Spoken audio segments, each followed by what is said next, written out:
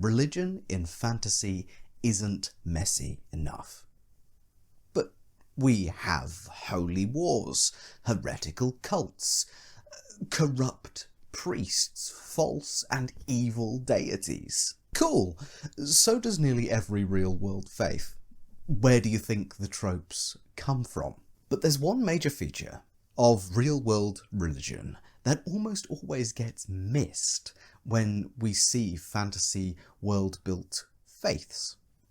And it's probably one of the most interesting features of the interplay between religion and society. Today, we're going to talk about schisms and how adding complexity and drama into your world's faith can be done in a way that enriches everything. But first off, what is a schism?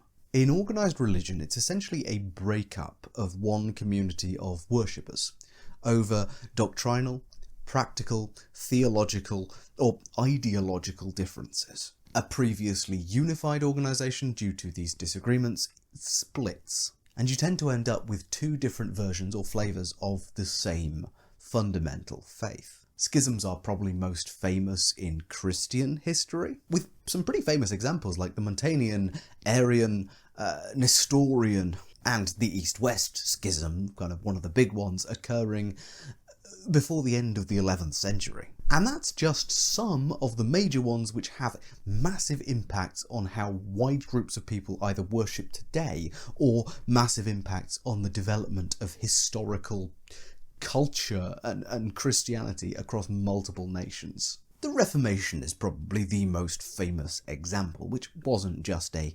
Catholic/Protestant split, but a subsequent major fracturing of almost all sides, especially the Protestant side, into dozens and dozens of splinter sects which still exist today. Schisms are so fascinating, in part because they speak to a fundamental truth about religion in the history of our world. It is impossible to divorce religious activity from human politicking and grievances. Fundamentally, we're fairly petty people who can quite often get stuck in our ways, or, more often, stuck in opposition to someone else's ways. I think we can see this most clearly in the schismatic fracturing of the Islamic faith following the death of the Prophet Muhammad. At risk of over-summarising, in 632, Abu Bakr, the Prophet's friend and also father-in-law, assumed a role as Caliph. Abu Bakr claimed authority very quickly, following the Prophet's supposed selection of him as the successor, as the Caliph, just before his death, and also following an election of many of his peers in the community at Medina. Over the coming couple of years, he waged war to keep authority in the region and to establish Islam as more than a collection of tribes pledged to Muhammad as a warlord, but as a more broad community that can last past the Prophet's death.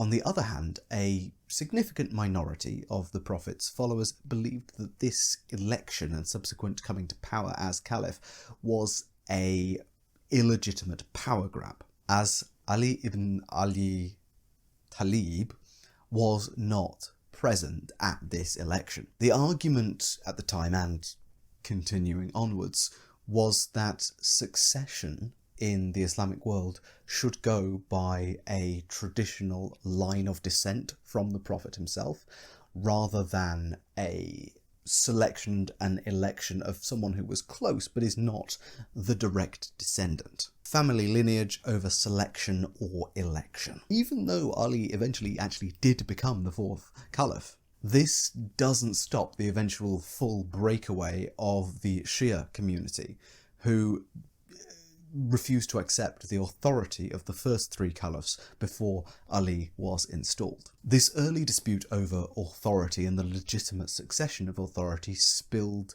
over significantly into mistrust, marginalization, the eventual assassination of Ali, and the killing of his son, also a descendant of the Prophet Hussein. This in turn spills over into centuries of split and fractured communities over these ideological lines. And even into the modern day, where we see, historically and indeed right now, nations that follow the different branches of historic Islam at each other's throats. Fundamentally, all of this boils down to this first disagreement over who should be in charge of the burgeoning Islamic community. Now, I really don't want to minimise this. Of course, the Sunni-Shia split has been a tragic, messy and deadly rip in the fabric of Islam for well over 1,000 years, dragging communities into war and creating even physical barriers in the modern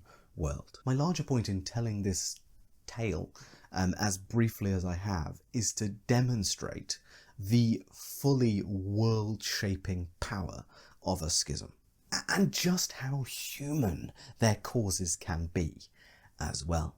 Of course, faith, theology, and in this specific case, the search to be the true inheritors of Islam, the true followers of Allah, they all play massive roles. But in studying faiths around the world, you'll often be really quite surprised as to how much sense a schism makes. Take the 4th century Donatist schism in Christianity as an example. During Roman persecution of Christians across the empire, especially in North Africa, there was a focus by the overseers, the specific people in charge of their regions, the governors, to not impose too harsh persecution on the large Christian minority that existed in their regions. They were legally forced to renounce their faith, but local governors generally took scriptures as a symbol, a sign of that renunciation. So you could give up your biblical documents to the authorities, and you would be considered to be spared from the persecution. This was considered to be enough for these regions, especially in North Africa, just the giving up of your holy texts. I say just, that is still a renunciation of the scripture. When persecution ended this time, the church tried to return to normalcy. Unfortunately, for their efforts to sweep everything under the rug, a selection of Christians in specifically these North African regions decided that they were going to boycott any, or just disregard the authority of any sacraments performed by any priests or bishops or holy figures in the church who had done that simple act of renouncing their scripture. This makes some sense, honestly, even to us nowadays. You'd want the person in charge of your faith to be the most holy and stoic of them all, not some guy who'd sacrifice his holy texts for personal safety. But you can also kind of understand the church's position too. If you don't allow for penance, that kind of defeats one of the main purposes of Christian faith. And if you don't let the bishops and significant church figures who gave up their scriptures back into their jobs afterwards, well, you won't have any bishops or figures of authority in the church. You can even understand it from the clergy's side. If you don't even have to verbally or spiritually in your heart recant your faith, just hand over the holy book in the expectation that it will be returned to you and in the knowledge that you know that text by heart anyway, well, is that really a betrayal or renunciation of your faith? Or are the governors of these regions trying to give you a bit of an easy out and save you from persecution that strictly isn't necessary? You're just giving up the holy texts written in physical form, not the scripture that you know in your heart. It's not really a denial of faith, is it?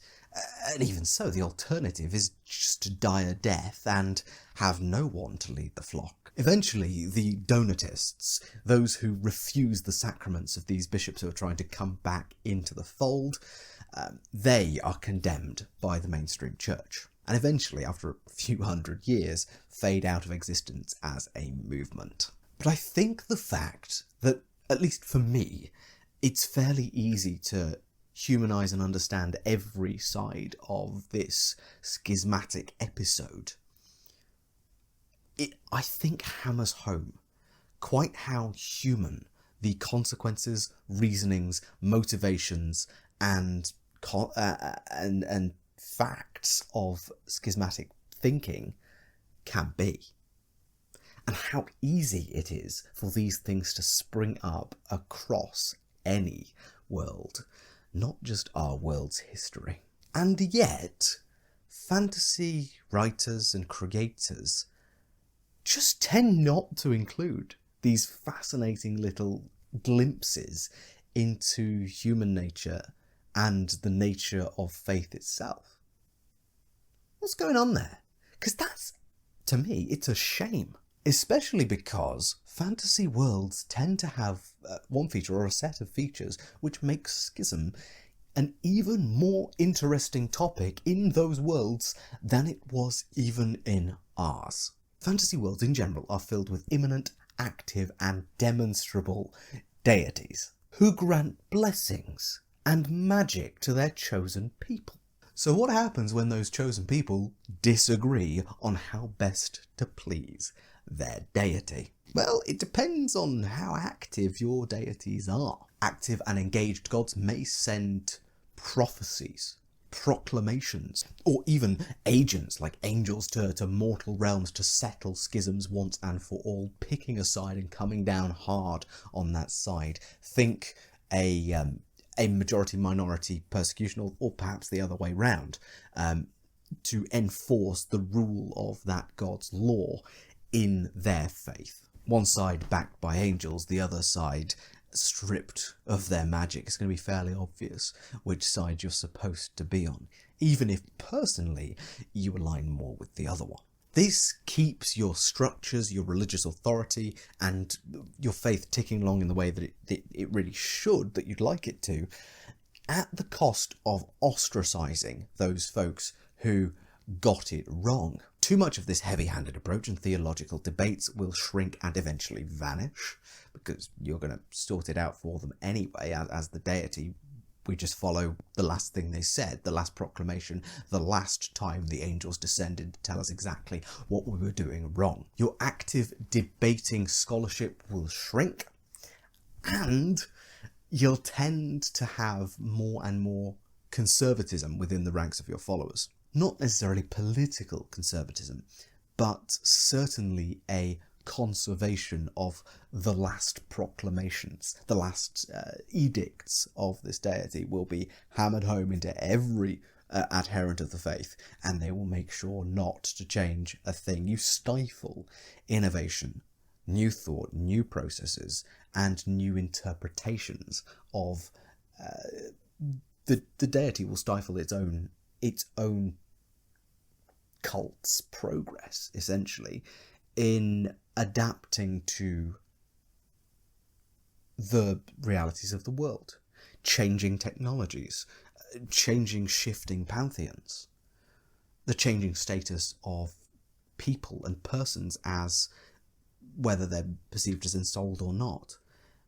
You'll then eventually create this kind of backwards, self-referential cultic system wherein strict adherence to moral laws and proclamations that you've made during your big dropping the hammer on schismatic heretics becomes the only thing that anyone is ever sure they can follow.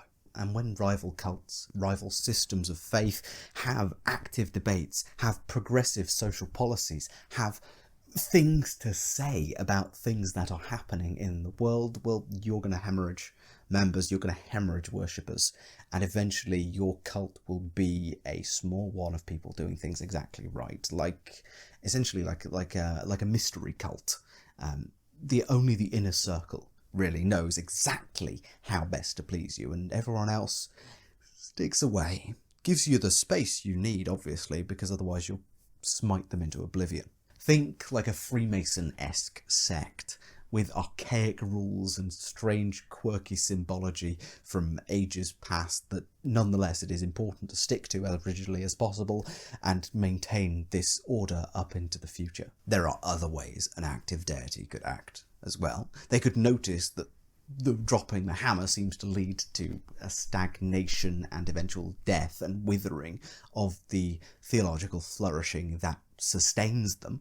And they could try to head all of this off by not giving a straight answer to which side of the schism is the legitimate one. Divisions among followers may be acceptable to certain deities as long as they still remain members of the broad faith community. Perhaps subtle powers or help could be given to the deity's preferred side, the side that they'd prefer to stick with them long term, just in case one side has to beat the other. Or maybe even the act of schismatic interfighting is exactly what the deity needs. Perhaps it is not the number of followers or the simple act of worship by people that gives a deity its power, but the intensity and personal stakes of faith itself. Deities associated with conflict, war, debate, rhetoric, or scholarship may end up fomenting a schismatic culture,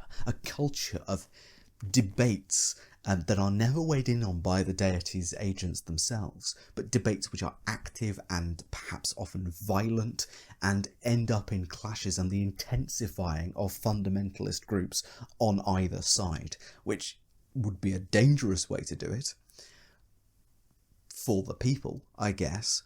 But if it is intensity of faith that matters, then a deity may well choose this path to go down. It seems counterintuitive making your followers fight each other, unless they are then distracted from all other gods, from all of their other worships, and this consumes their life, consumes their hearts, consumes their soul, and that is what you are seeking to claim at the end. Because, let's face it, the most efficient way to make a martyr is to have two sides of the same faith fighting each other.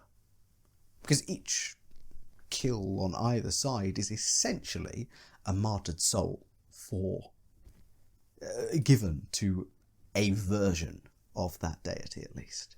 And indeed we should talk about this, because some deities of myth and legend and indeed fantasy are known for appearing in multiple forms, and also for giving different followers competing messages anyway. A particularly devious deity could easily play and stoke both sides of a schism, if they were so inclined and it aided them, or even just amused them. But let's discuss what a schism may look if your deity is less petty and less micromanaging. We're going to assume that the disagreement, the part of the faith that is causing this conflict between the two sides, is part of a fairly important central ritual to the faith, so it's going to get a lot of eyes on it and it's going to need solving, and that it doesn't have a simple solve either. So let's go with two slightly differing opinions. One of these states that it is the deity's will that their followers be charitable to all people from all parts of society, regardless of their station in this world. The other group believes wholeheartedly and firmly that their deity believes that they should go out and do charity, seeking to help the poorest and most disadvantaged first.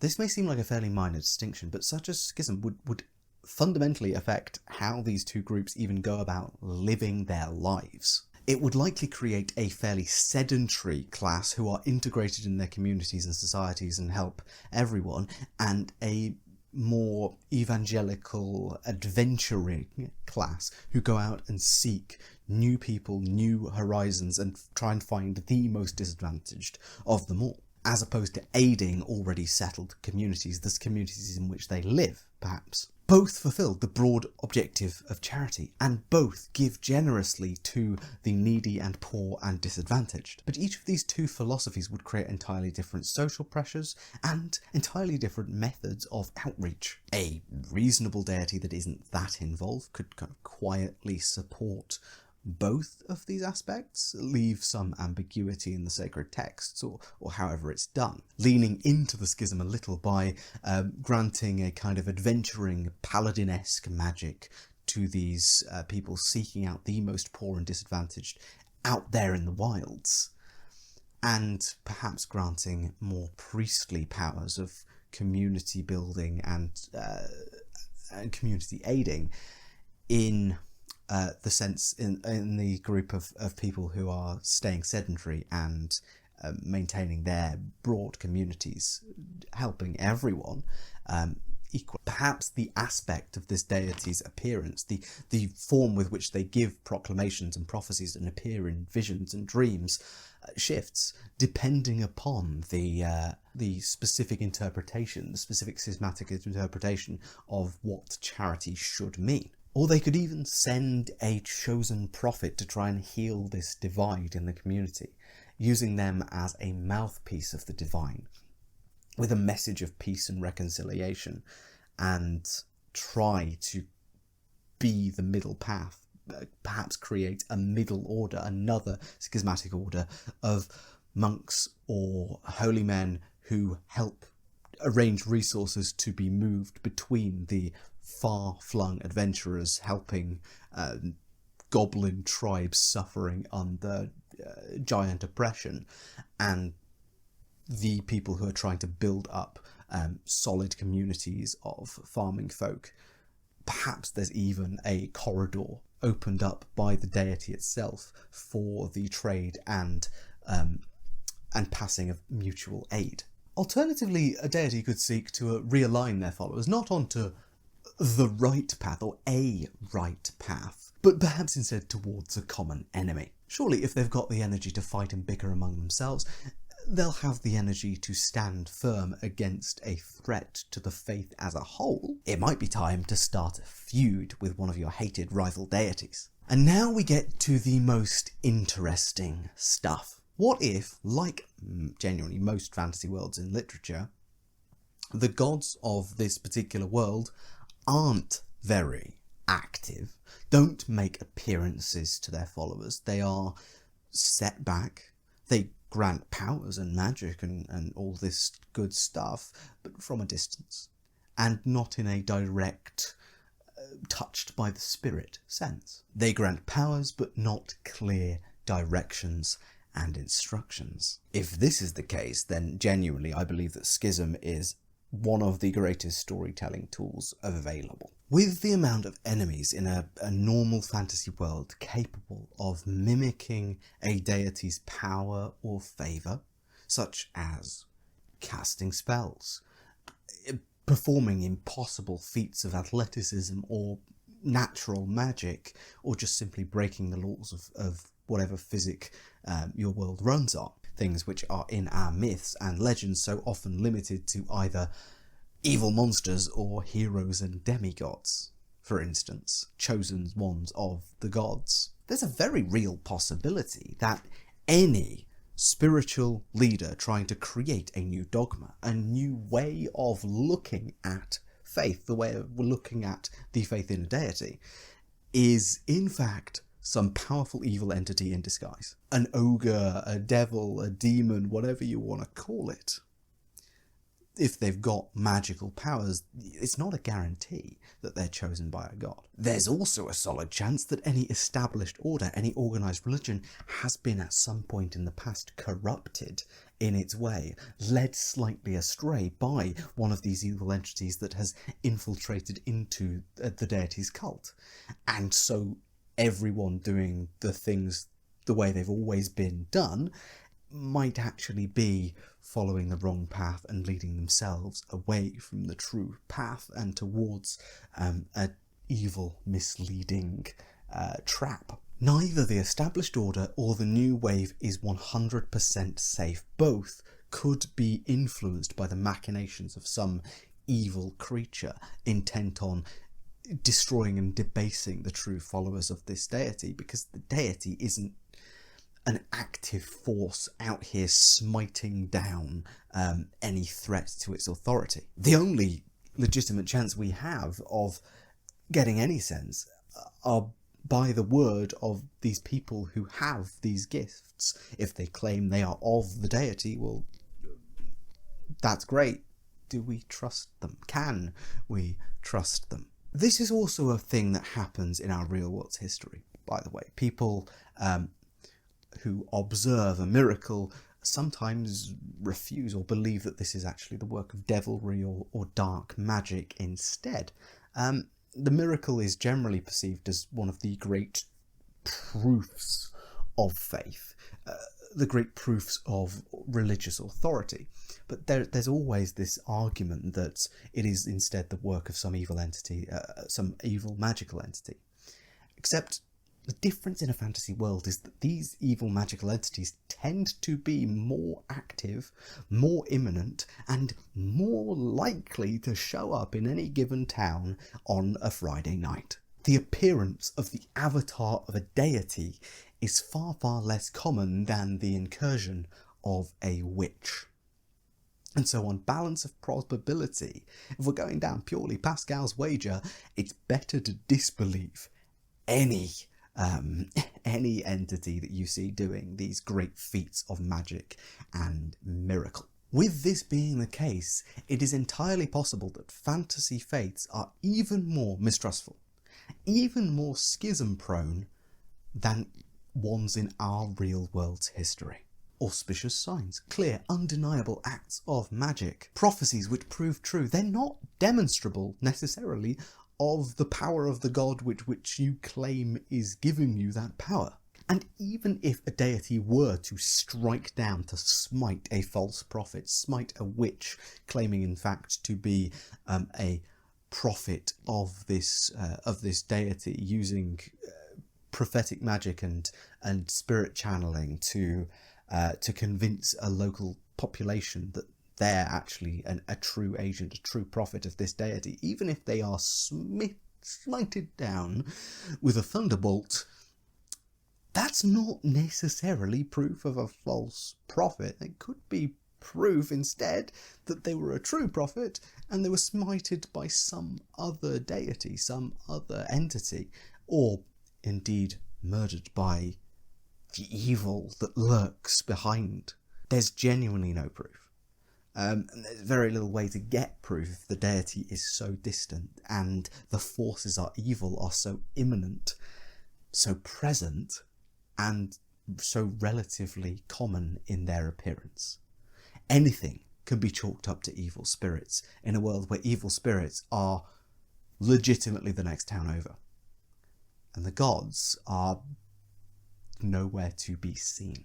In religious communities that do persist in such worlds of great doubt, specific in-group magic and in-group codes are going to become fairly prominent fairly quickly. Secret spells given to the first faithfuls by the deities, taught in a long line of successive unbroken learning. Secret signals and signs known only to the most clandestine core of a faith. And probably very complex initiation and swearing in rituals that will take possibly years of one's life to learn properly, just to ensure that any evil spirit with ill intentions and impatient mischief in its heart cannot pass such a test. These rituals will be kept hidden under pain of death and kept the same since the start of the movement, just to ensure that the first books of history reflect exactly modern practice, to ensure that there's no evil interference in between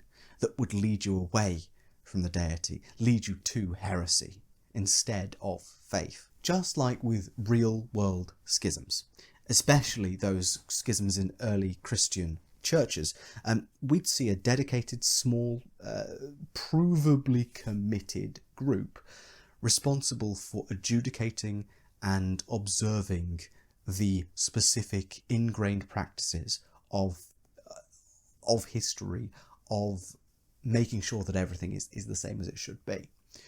Think like a set of justices in a modern kind of example. And like the succession crisis in early Islam, we'd often see these judgment criteria being malleable and subject to human interpretation, which will make the whole thing more difficult still to administrate. Alternatively, though, if we're moving away from organised faith, you could see an entirely different kind of faith start to emerge. Perhaps folk religion is the dominant force of faith in such a world where the gods don't really say too much to prove or disprove their miraculous presence, and there's all these evil entities trying to mislead you at every turn. With no established dogma or scripture, each individual follower of a faith would kind of be free to figure it out on their own, perhaps gaining some spiritual rewards or boons from their deity, a boon of simple good luck or of good health, not for following the party line established choices, but for doing things which the deity approves of. It doesn't matter if they're following an order that was given by an established line of prophets going back millennia or not. If they're doing something that pleases the god, then they gain some sort of broad spiritual blessing. Because another special fact of fantasy faith is that if you do well and please or appease the gods, they might just genuinely take notice. It doesn't even require the god to be imminent or anything like that. As I mentioned earlier, you can just simply have better luck than other people. Slightly fresher fields. The odd animal returns from when you thought you'd lost it forever. Fairly simple aids that don't have to be flashy or showy or even noticeable at all. But equally, if they're really feeling generous, the gods can choose to make a faithful person's life fairly demonstrably, miraculously easier. Now, religious folks among us might be a little annoyed at that statement. Surely the miraculous and the improbable and the wondrous gifts of the divine happen all the time to the faithful, and that's how we're still standing here and talking to you today. The work of the divine is the little miracles that get people through the day, and that might be correct. But equally, there are people in our world who claim to miraculously heal through faith, who claim to exorcise evil spirits, who claim to be able to psychically predict your future, or channel the spirits of the dead. And the existence of these people makes their claims of magical powers easier to buy if you see it in person, and seeing is believing. What I would argue is that the skeptically minded may well find holes, find flaws in the magic that is performed by modern day psychics, mediums, magicians and things of that nature, and may indeed come up with mundane explanations for these miracles, which would in turn delegitimize the religious authority of any of these people trying to claim that they have powers gifted by the gods. But it's much harder to deny power when a cleric or a priest calls the rain and the rain appears. Or they send a bolt of radiant light to blast an undead monster to smithereens. Or when their holy symbol begins to glow with a light that floats off ahead of them into the sky. So a god really just has to make its miracles inexplicable and obvious enough that there can be another explanation.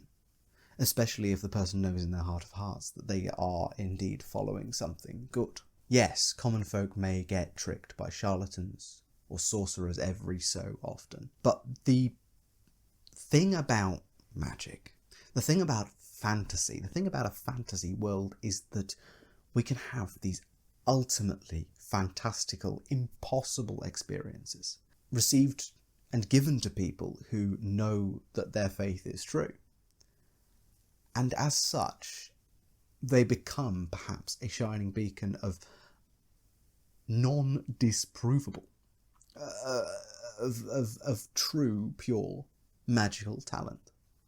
Just for the moment, feeling the power of the gods flowing through them might just be enough to convince someone that they're on the right path. Unless, of course, it's another devilish trick. There's so much to discuss here. There's so much more to say. The creation of nations out of schisms.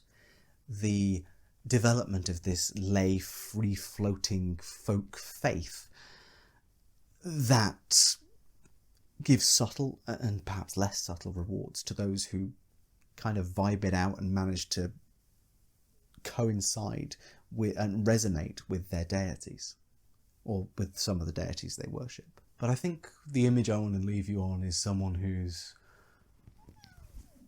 done their sacrifices, their tithes to the god of the harvest for generations, who knows what their family does, has a personal feeling for what this god might want, and gives their own little offerings in their own little way of a sheaf of wheat now and then cast down the local well, something.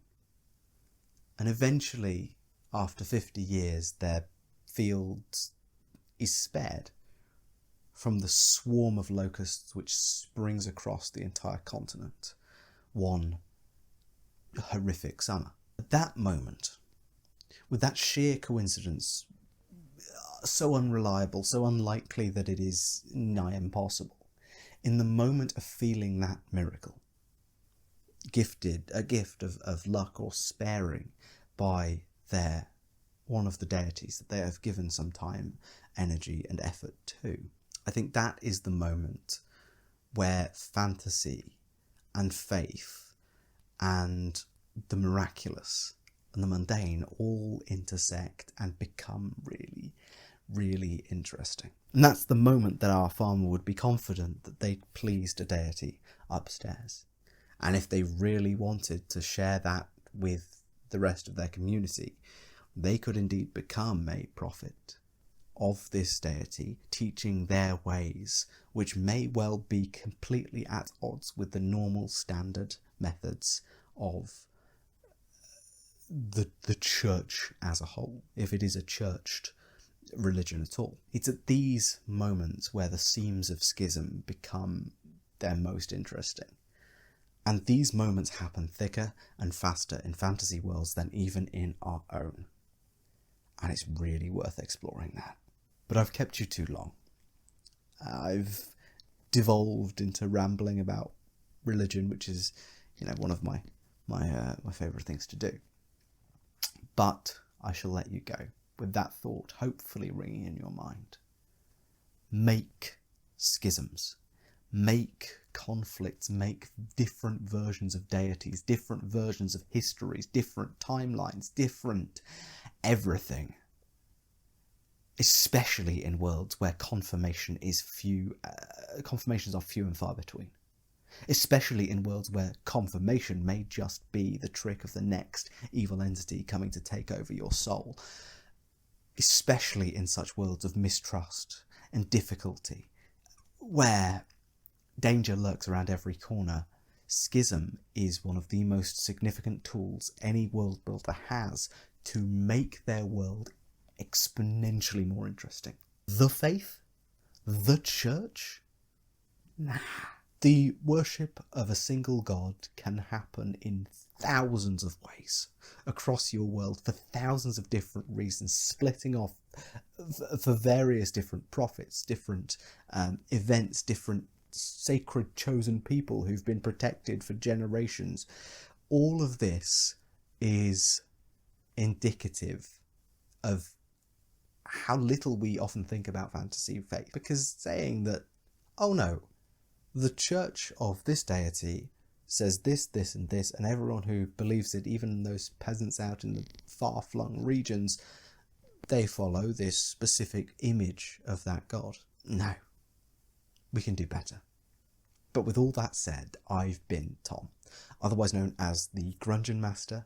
Thank you so much for watching, and I will see you in the next video.